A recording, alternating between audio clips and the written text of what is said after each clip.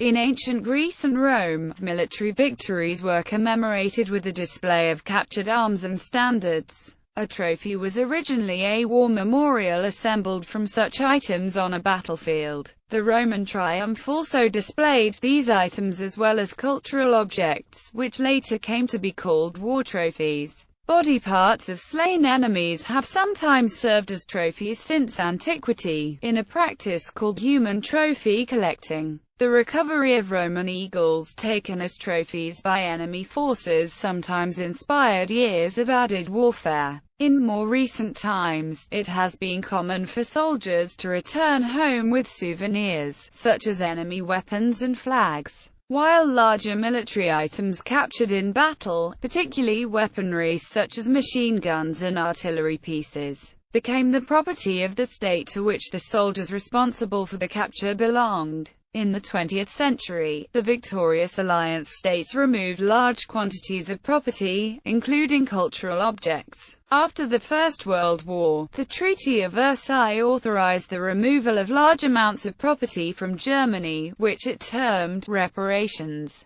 After the Second World War, the Potsdam Conference authorized the removal of certain property from Germany, such as the merchant marine fleet. Germany, during the war, had removed large quantities of property from the countries that it had occupied. In some cases, for example the Soviet trophy brigades, official looting was euphemized as the taking of trophies. Cultural objects. Article 56 of the Hague Convention of 1907 stated, "The property of municipalities, that of institutions dedicated to religion, charity and education, the arts and sciences, even when state property, shall be treated as private property. All seizure of, destruction or willful damage done to institutions of this character, historic monuments, works of art and science, is forbidden, and should be made the subject of legal proceedings." However, the article was not much respected during the remainder of the century. In 1954, a further convention was signed at The Hague,